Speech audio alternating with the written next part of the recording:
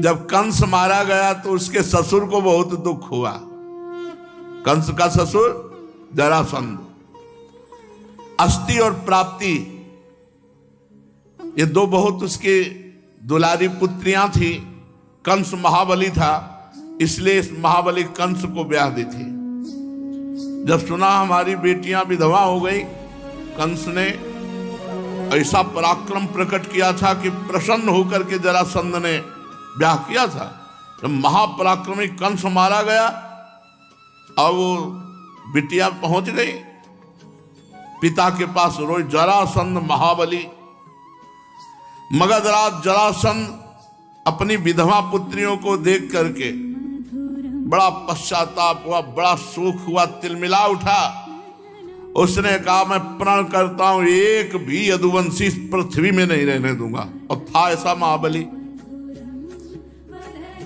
महाभारत 18 अक्षौणी सेना थी, 11 अक्षौणी कौरवों की और 7 अक्षौणी पांडवों की, मिलाकर के 18 अक्षौणी। इसने 23 अक्षौणी सेना तैयार की।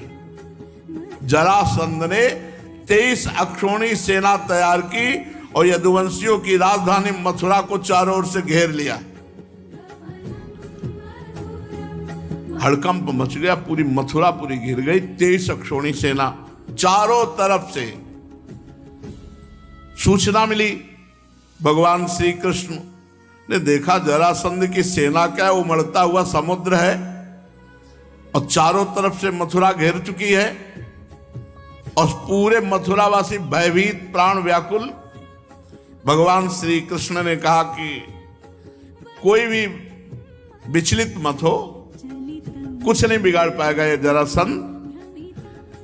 भगवान ने मगधराज जरासंध को नरपतियों की, पैदल, घुड़सवार, रथी, हाथियों की 23 अक्षौणी सेना देखी। भगवान ने संकल्प किया अब मैं इनका विनाश करूंगा। 23 अक्षौणी सेना, और इसको मारूंगा नहीं, इसको ऐसे जिंदा वापस भेजूंगा जिससे बार बार इतनी सेनाएं लाएगा, पृथ्वी का भार हल्का करूंगा। सुनो भाई, मुर्गा बकरा खाने वाले वो कहते हैं हम पृथ्वी का भार हल्का कर रहे हैं। इनका अवतार हुआ पृथ्वी का भार हल्का करने के लिए। कहते अगर हम खाएंगे नहीं तो ये जीव बहुत बढ़ जाएंगे। अरे पृथ्वी का हल्का करने के लिए भगवान है यार, तुम काहे को पाप करते हो। अब मेरे अवतार का प्रयोजन यही है, समय समय पर धर्म रक्षा के लिए, बढ़ते हुए अधर्म को रोकने के लिए मैं अनेकों शरीर ग्रहण करता हूं। भगवान ने तुरंत संकल्प किया। आकाश में शास्त्रों सूर्य जैसे चमकते हुए 2 रथ आ गए, युद्ध की सारी सामग्रियों से सुसज्जित। भगवान का दिव्य सारथी दारुक एक रथ को हाँक रहे थे, दूसरे में भगवान बलराम जी के आयुध, दिव्य सनातन भगवान के आयुध, सुदर्शन चक्र, कौमोद की गदा, ये सब उपस्थित हो गए।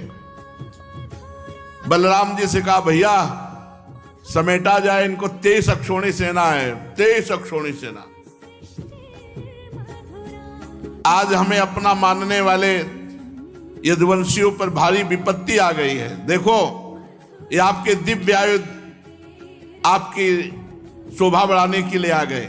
भगवान बलराम जी का हल और मूसल, हल से फंसा कर मूसल से, और भगवान के तो दिव्य अस्त्र ही हैं। अब आप इस रथ पर सवार होइए और शत्रु सेना का संहार कीजिए और अपने स्वजनों को विपत्ति से बचाइए। साधुओं की रक्षा करना हम दोनों का अवतार ग्रहण करने का उद्देश्य है। 23 अक्षौणी सेनाएं पृथ्वी का विपुल भार है, हे भ्राताश्री से नष्ट कीजिए, भगवान श्री कृष्ण ने बलराम जी से कहा। अब भगवान श्री कृष्ण और बलराम जी ने सलाह करके कवच धारण किया, रथ पर सवार हुए, मथुरा से निकले। छोटे से सेना जो अंग रक्षा कर रही थी, आगे आगे श्री कृष्ण और बलराम जी। श्री कृष्ण रथ हाँक रहा था दारुक। भगवान पुरी से बाहर निकलकर 5 जन शंख का नाद किया। शंख की भयंकर ध्वनि सुनकर के 23 अक्षौणी सेना थर थर कांपने लगी। शंख ध्वनि सुनकर के मगधराज जरासंध ने देखा कि इतनी जोर की शंख ध्वनि, अपना रथ बढ़ाकर सामने लाया और कहा, बच्चा तू ही कृष्ण है? क्यों? जरासंध कंस का ससुर, तो भगवान तो बच्चा लग ही रहे। 11 वर्ष में यहां से पधारे तो कुछ वर्ष गुरुकुल सेवन किए होंगे। कह रहते तो 9 किशोर, ये कोई दाढ़ी मुझ थोड़ी आ जाती है। भगवान सदैव 9 किशोर रहते। तो कह रहा है, बच्चा तू ही कृष्ण है? अरे पुरुषाधम, तूने हमारे दामाद कंस को मारा। भगवान तो कोमल भुजा ऐसे दिखाई दे रहे। अरे तू तो निरावित बच्चा है और कंस को मार डाला। बड़ा उसको आश्चर्य हो रहा है कि ये बच्चा कैसे कंस को मार डाला। और ये नहीं सोच रहे कि जब निरा बच्चा थे 6 दिन के, तब पूतना को मार दिया था। तेरे साथ तो नहीं लड़ूंगा, क्योंकि मुझ जैसे वीर को तेरे जैसे बच्चे से लड़ने में कोई लाभ नहीं। हार जाए जीत जाए कोई लाभ नहीं, तेरे से तो नहीं लड़ूंगा। या तू इतने दिनों तक छिपता फिरता रहा, तूने कैसे कंस को मार डाला? उसको बड़ा आश्चर्य हो रहा है कि ये बच्चा कंस को कैसे मार सकता है। लेकिन तू अपने मामा का हत्यारा है, फिर भी मैं तेरे साथ नहीं लड़ूंगा। तू बच्चा है, जा भाग जा मेरे सामने से। ऐसे जरासंध बोल रहा है, बड़ा अभिमानी है। हाँ, थोड़ा यदि बलराम चाहे तो लड़ सकते हैं। बलराम तुम्हारी श्रद्धा है मर करके स्वर्ग जाने की। अगर थोड़ी भी हिम्मत हो तो हिम्मत बांध करके मुझसे जैसे चाहे तैसे लड़ ले। और ये नहीं समझ रहे कि पूरा अनंत ब्रह्मांड इन्हीं के फड़ पे है। शेषावतार भगवान बलराम जी, मैं अभी अपने बाणों से छिन्न भिन्न करके तुझे स्वर्ग पहुंचा देता हूं। भगवान श्री कृष्ण ने कहा, मगधराज तुम सूरवीर हो। सूरवीर तो ऐसे नहीं होते। सूरवीर तो युद्ध करते हैं, डींग नहीं हाँकते। तुम अपने बौल और परुष का तो बहुत बड़ा घमंड रखते हो। चाहूं तो तेरी अभी मृत्यु कर सकता हूं, लेकिन मारूंगा नहीं तुझे।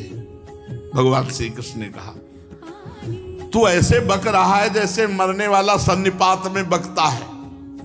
बकले हमारे जैसे वीर तेरे जैसे डींग हाँकने वालों की बात नहीं सुनते। परीक्षित, जैसे वायु बादलों से सूर्य को और धुएं आग को ढक लेती है, ऐसे ही भगवान श्री कृष्ण को चारों तरफ से मगधराज की सेना ने घेर लिया और बाणों की वर्षा कर दी चारों तरफ से। यहां तक कि भगवान का रथ सारथी कुछ नहीं दिखाई दे रहा, आधाधुंध चारों तरफ से बाण चल रहे।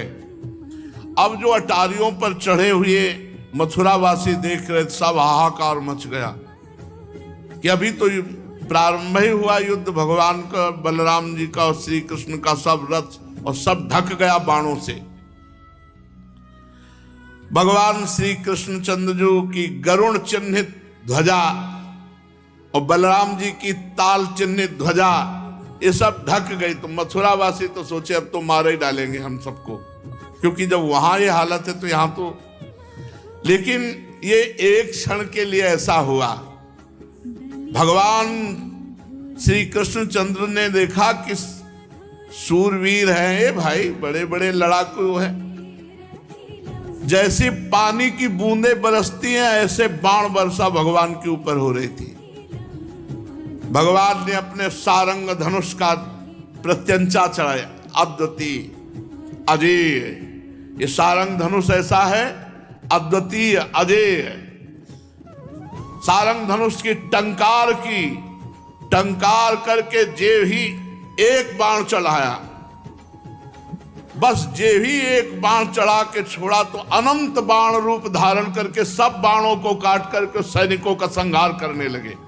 ये भगवान के धनुष और बाण का चमत्कार। झुंड के झुंड उसी से बाण निकलने लगे और सब जितने बाण थे सब बाणों को काट करके और जितने सैनिक थे सबको काटने लगे। भगवान बड़ी फुर्ती से अलाप चक्र की तरह घूमकर चारों तरफ बाण संधान।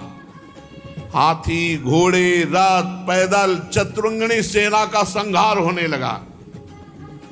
भगवान के बाणों से हाथियों के सर कट गए और मरकर गिरने लगे।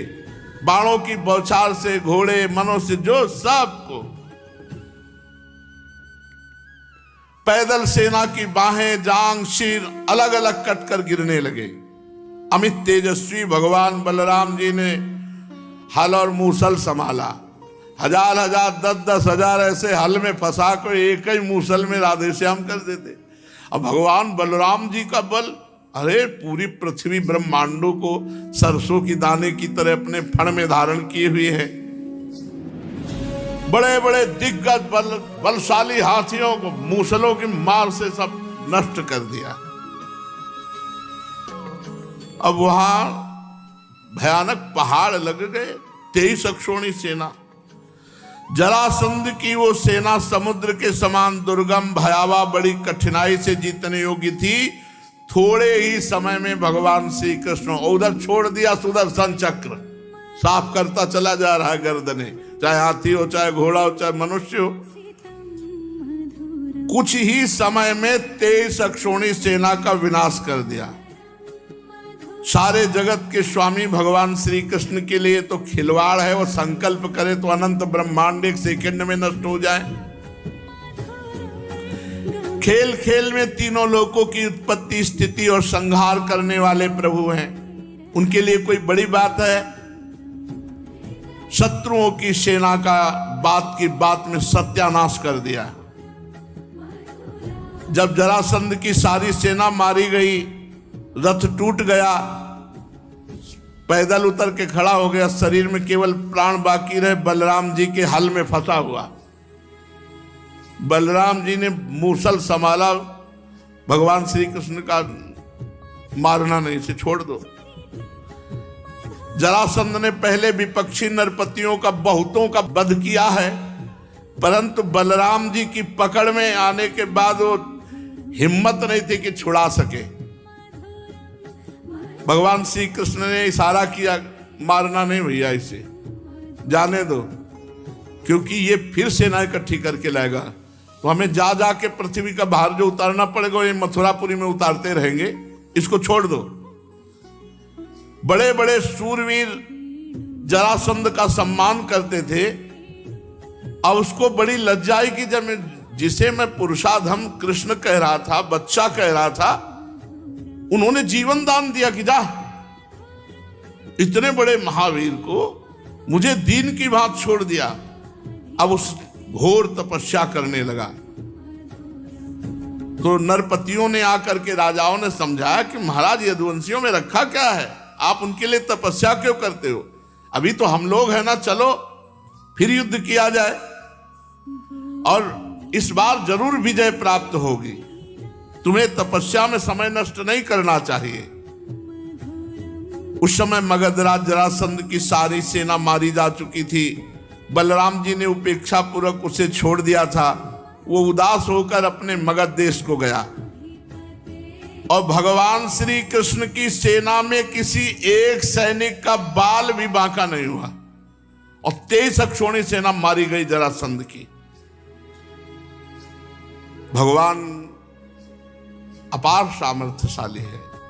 देखो, ये वैभव संपन्न लीलाएं सुनकर हमें गर्व होना चाहिए कि हम ऐसे भगवान के दास हैं।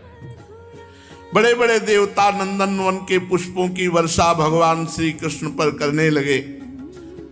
अब मथुरावासी भगवान के प्रभाव को देखकर भयरहित हो गए।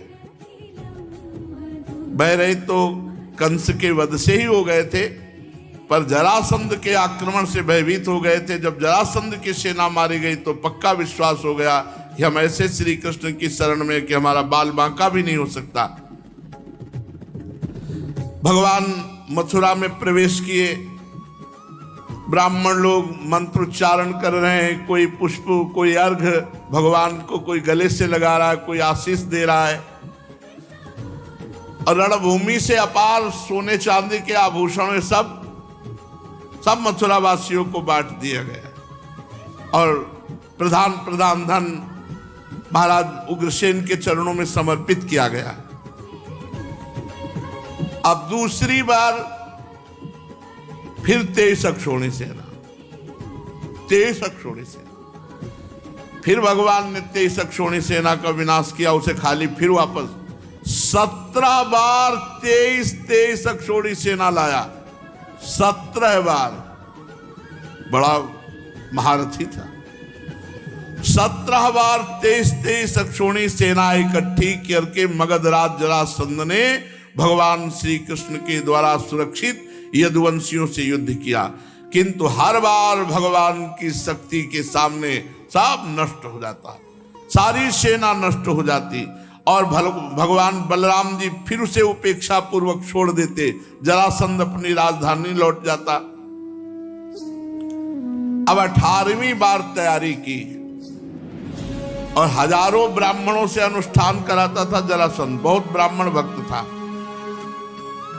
उसने ब्राह्मणों से कहा, यदि इस बार श्री कृष्ण पर विजय प्राप्त नहीं तो अभी तक पैर पूजते रहे, आगे का परिणाम समझ लो।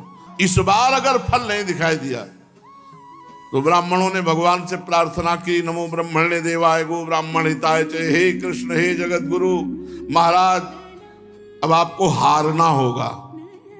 अगर इस बार ये नहीं जीता तो महाराज हम सब ब्राह्मणों का पता नहीं क्या करेगा। ब्राह्मणों ने अनुष्ठान वाला तो छोड़ दिया, श्री कृष्ण से प्रार्थना का अनुष्ठान किया और भगवान ब्राह्मणों पर विशेष कृपा करते हैं। जो ब्रह्म ऋषि जन है, तो विधान बनाया भगवान ने।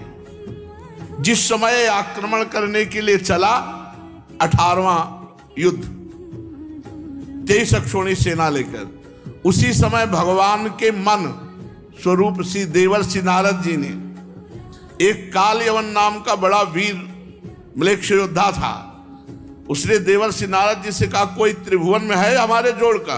बोले तू क्या है उनके सामने, चला जा, मथुरा में है इस समय, श्री कृष्ण नाम है, तेरी भुजाओं की सब खुजली मिटा देंगे। काल यवन भागता हुआ आया, 3 करोड़ म्लेच्छ सेना उसके साथ थी। 23 अक्षौणी सेना लेकर जरासंध आक्रमण करने आ रहा है। पूरी मथुरा को घेर लिया 3 करोड़ म्लेच्छ सेना और ललकारा, कौन है? श्री कृष्ण, आओ। भगवान श्री कृष्ण ने बलराम जी से विचार किया कि ये तो बड़ी समस्या आ गई। 23 अक्षौणी सेना लेकर के जरासंध आ रहा है और इधर कालेवन 3 करोड़ म्लेच्छ सेना लेकर घेर लिया मथुरापुरी को। अब ये तो 2 विपत्तियां हो गई। इस बलशाली यवन ने बड़ी समस्या पैदा कर दी। भला इनके लिए कोई समस्या है? देखो, अगर हम इससे लड़ने लगे तो जरासंध बस पहुंचने ही वाला है, वो हमारी पूरी मथुरापुरी को नष्ट कर देगा, क्योंकि चिढ़ा हुआ है। 17 बार 23 अक्षौणी सेना मारी गई। अब ऐसा करते हैं, पहले एक दुर्ग का निर्माण करते हैं और पूरे अपने निज जनों को वहां भेज देते हैं। तो भगवान ने जिस दुर्ग का निर्माण किया समुद्र के जल में, वो द्वारिकापुरी, और द्वारिकापुरी में अपनी योग माया के द्वारा समस्त प्रियजनों मथुरा वासियों को द्वारिकापुरी पहुंचा दिया और स्वजन संबंधियों को किले में पहुंचाकर भगवान बलराम जी से सलाह करके और बढ़िया माला डाल करके पान पाके मुस्कुराते हुए निकले। नारद जी ने बताया था, 4 भुजा, श्याम रंग पीतांबर धारण किए हुए, मोर पंख का मुकुट धारण किए हुए उसने देखा काल यवन ने, यही श्री कृष्ण। वे श्री कृष्ण, भगवान भागे। अरे बोले 2 हाथ करो, नारद जी ने बताया कि तुम बहुत बड़े वीर हो। भगवान भाग पड़े ब्रह्म ऋषियों को बचाने के लिए। जरासंध ने ब्रह्म ऋषियों से कहा था, रोज अनुष्ठान करते हो, खीर पुआ पाते हो, 17 बार हारा हो, अगर इस बार हारा तो समझ लेना। तो वो ये अनुष्ठान देखो, भगवान अपने भक्त के लिए, इनके लिए यवन को और जरासंध को मारना कोई खिलवाड़ इनके लिए क्या है? केवल सोच भ्रगुटी विलास सृष्टि लय हुई, भगवान भाग चले। तो एक भगवान का नाम हुआ रणछोर। रणछोर भगवान की जय। शेष चर्चा आगे भैया। राधा वल्लभ सिंह।